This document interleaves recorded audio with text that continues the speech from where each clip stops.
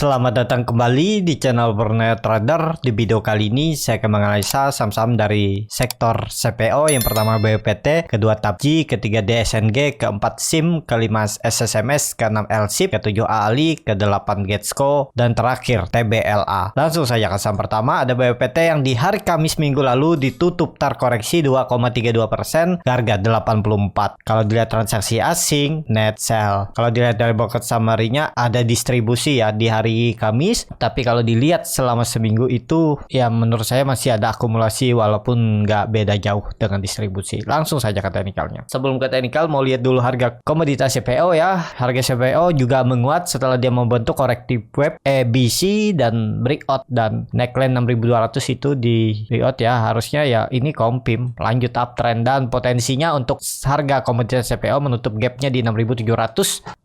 MACD-nya juga bagus. Kalau dilihat dari technical BPT juga bagus. EMA 20-nya di bawah, EMA 60-nya juga di bawah, EMA 200-nya juga di bawah. Ini potensi besar ada peluang untuk BPT uptrend dan mengakhiri masa konsolidasinya. Jadi dia berhasil breakout dan peluangnya harusnya masih bisa lanjut ya. Target kenaikan minim kembali uji resisten 90 dan ya bisa ke 100 atau 95 dulu ya. Target kenaikannya bukan 90, 95. Habis itu kalau di break ya siap-siap 100 sampai 120, yang dua kali dia coba gap up habis itu dibanting turun ya. Tapi habis itu koreksi, tapi koreksinya terus dengan volume kecil dan mulai ada peningkatan volume 3 hari ke belakang. Jadi ini menarik diperhatikan. Kalaupun yang mau coba spekulasi buy ya cut loss saja kalau dia jebol 82. Udah exit aja dulu. Kalau Bapak Ibu kasih toleransi sampai di bawah 78 ini terlalu dalam. 10% risk rewardnya memang sebanding. Kalau tertarik dan money manajemennya benar, misalnya 20% dari total portofolio dibelikan BPT dan siap ke atas 10%, boleh aja. Dan harusnya BPT ini kalau benar-benar terkonfirmasi uptrend, arahnya ya 120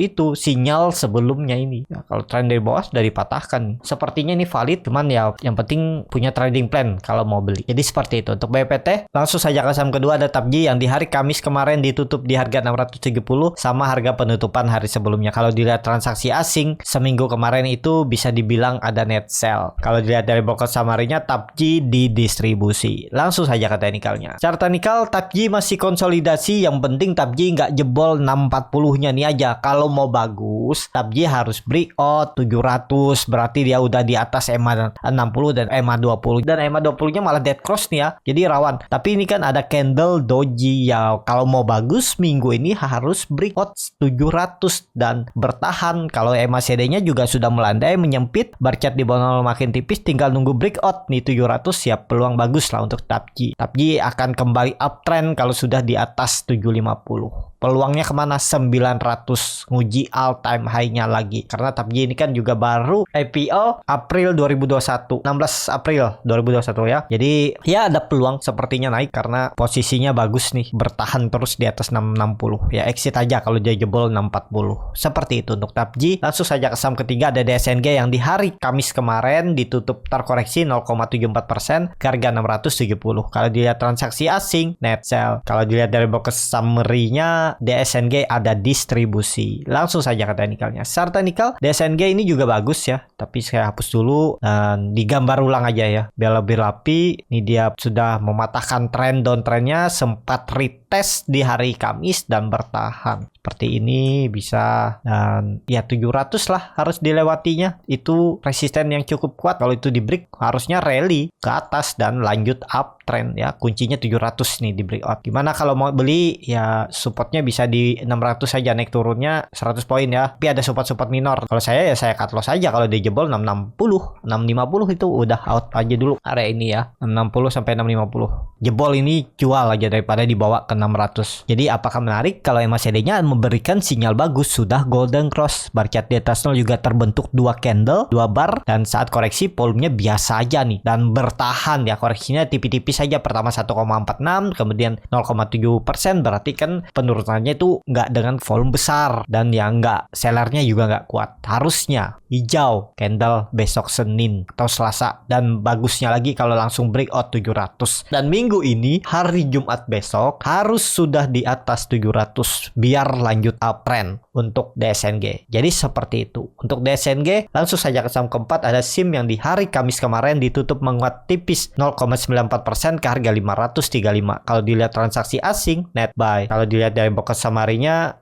SIM diakumulasi. Langsung saja ke teknikalnya. Secara teknikal SIM volumenya besar, dan ya ini gambaran saya dulu. Dia sudah mengakhiri masa konsolidasinya. Resisten 515 520 sudah di breakout dengan volume besar, dan menarik nih. Ini kalau saya gambar ulang, ini ada support minor di 515 ini, nggak usah perlu pakai 500, 515 ini aja. Kalau dia jebol itu berarti dia kembali konsolidasi. Supportnya itu ada 490. Support selanjutnya arahnya 550 untuk SIM. Jadi ya udah tinggi ya. Kalau SIM sudah saya rekomendasikan 3 minggu yang lalu ya, tapi nggak dibawa kemana-mana tuh. Kalau yang sabar ya udah sekarang udah mulai menikmati profitnya ya. Itu saya suruh beli di 515 apa 510, 505. Nah, lumayan tuh. Jadi kemana arahnya? Harusnya naik. Targetnya 500 karena harga CPO juga meningkat kan. Nih, breakout pastinya SIM akan breakout juga 550. Dan SIM juga pernah di 600 ya. Dan ya ini area-area neckline-nya dulu. Harusnya ini di reject. Ya, reject. Sempat breakout, gagal, turun, breakout lagi. Dan yes, ini harusnya valid ya. Tinggal exit aja kalau dijebol 515. Nggak perlu nunggu sampai 500. Tapi harga sekarang sudah kurang ideal kalau baru beli ya. Karena udah di pertengahan area support dan resisten SIM. Seperti itu. Untuk SIM, langsung saja ke saham kelima, ada SSMS yang di hari Kamis kemarin ditutup terkoreksi 0,88% ke harga 1125. Kalau dilihat transaksi asing seminggu kemarin itu net sell. Kalau dilihat dari broker summary-nya, SSMS didistribusi. Langsung saja ke teknikalnya. Secara teknikal SSMS ini salah satu saham repo, tapi ya pergerakannya lumayan bagus ya. Kalau nggak salah masih di repo. Dan kalau SSMS nih dia lagi konsolidasi nih. Pokoknya jangan jebol 1080 nih lah. Jebol berarti gagal. Harusnya 1-2 minggu ke depan dia breakout tuh 1200 dengan target kenaikan 1300 dan bisa ke 1500-an ya. Kalau ditarik tren dari atas ini harus breakout 1300, tapi kalau tarik tren dari sini ya harusnya dia break 1200 nih udah aman, udah strong uptrend dan ada indikasi bisa jadi ini pola inverted head and shoulder ya. Ini menarik nih, break 1200 uptrend. Targetnya bisa seperti ini, gambar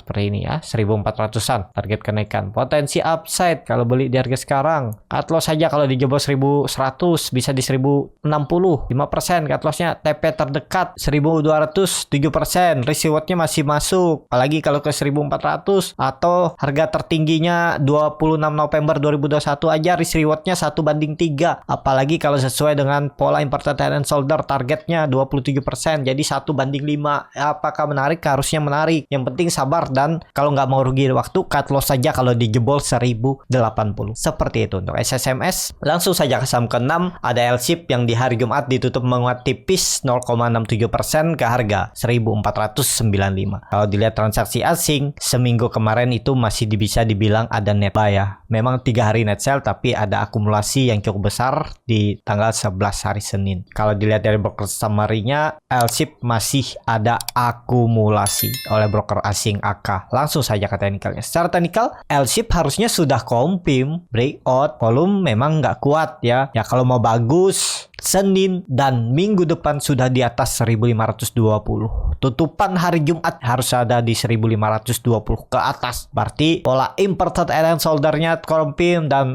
target saya 1800. Jadi bisa 20% kenaikannya, dan juga ya 1500 itu adalah resisten semenjak 2017, 5 tahun yang lalu. Kalau itu di breakout harusnya rally dan juga harga CPO kan meningkat signifikan, dan memang momentumnya sepertinya komoditas CPO akan uptrend di 2022. 3-6 bulan ke depan potensi uptrend. Yang penting sabar aja kuncinya. Kalau seperti ini gimana cara mau beli ya, tinggal cut loss kalau dijebol ya, kasih toleransi 1400, bisa seperti itu. 8% ya ideal ya. Target kalau 1800 20%, risk rewardnya 1:3 dan harusnya memang ke atas karena sepertinya sudah mengakhiri masa konsolidasinya. Momentumnya sepertinya 1-2 minggu ke depan kalau dia break udah tuh Yang penting ISG aman-aman aja ya. Kalau ISG crash ya kemungkinan gagal juga. L-shape hati-hati juga ya, harus punya strategi exit dulu atau average down. Kalau average down harus siap rugi waktu. Itu aja. MACD-nya sudah mengarah ke atas, mau bentuk golden cross, bercat di atasnya juga terbentuk. Jadi bagus lah untuk L-shape kalau berminat ya. Jadi seperti itu. Untuk L-shape langsung saja ke saham ketujuh ada Ali yang di hari Kamis kemarin ditutup menguat 0,38% ke harga 12.875. Kalau dilihat transaksi asing masih net buy. Kalau dilihat dari broker summary-nya ada sedikit akumulasi. Langsung saja ke teknikalnya. Secara teknikal Ali juga targetnya 14.000 sepertinya akan dicapai mungkin sebulan ke depan. Target kenaikan 9% 10% ya mungkin bisa ya. Karena harga CPO juga meningkat ya komoditasnya, jadi menarik lah. Tapi kalau tren terdekatnya dia akan uji resisten 13.200. Apakah ideal baru beli di harga sekarang? Seharusnya kurang ideal. Kalau mau beli ya memang di 12.500-an sampai 12.200 ini. Ini area beli ya. Kalau dari atas ini ya udah dekat resisten. Ini kan ada resisten minor di 13.000 angka genap. Ya kalau dikasih turun bisa beli di bawah atau beli buy on breakout. Kalau beli buy on breakout target kenaikannya 14.000 dan atur aja bagaimana strategi kalau di luar skenario ternyata dia kembali turun. Itu aja.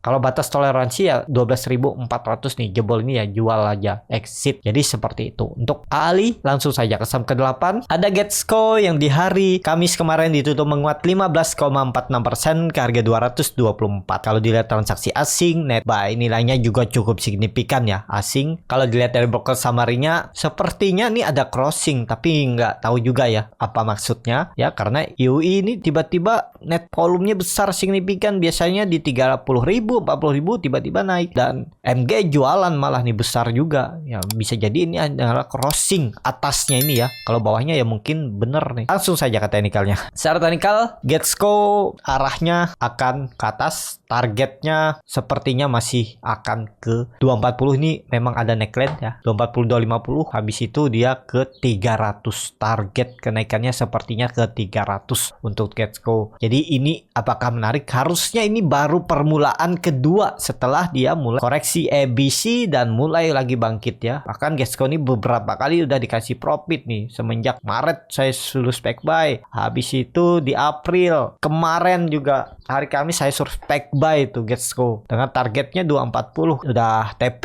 Jadi kalaupun yang masih hot aja selama di atas 220. Kalau dia turun dari 220 mending profit taking ya. Memang bisa aja seperti kemarin hari Kamis kan dia sempat naik tuh 17% terus dibawa turun dan malah terkoreksi 2% apa 1%. Sempat terkoreksi habis itu ditarik naik lagi kan. Sepertinya ya ada barang crossing tuh dimainkan. Ya habis itu naik lagi. Tapi sebagai trader kita harus jaga-jaga apalagi kita punya profit ya. Kalau saya kemarin juga saya sudah TP tuh. Nah resikonya tinggi ya. Ya karena saya lihat balik arah udah TP dulu, baru saya lihat di bawah ternyata ada kekuatan lagi, saya buy lagi tuh. Jadi 2 kali tektokan di Getsco. Lumayan tuh Getsco memanfaatin saat ada barang-barang crossing sepertinya loh ya. Itu kesempatan, kita jangan ngikut arus saja. Kalau dia harus turun tajam ya exit dulu, TP dulu, nanti cari apakah ada peluang untuk naik lagi. Kalau ada peluang masuk lagi. Jadi seperti itu untuk Getsco. Langsung saja ke saham terakhir ada TBLA yang di hari Kamis kemarin ditutup terkoreksi 1,21%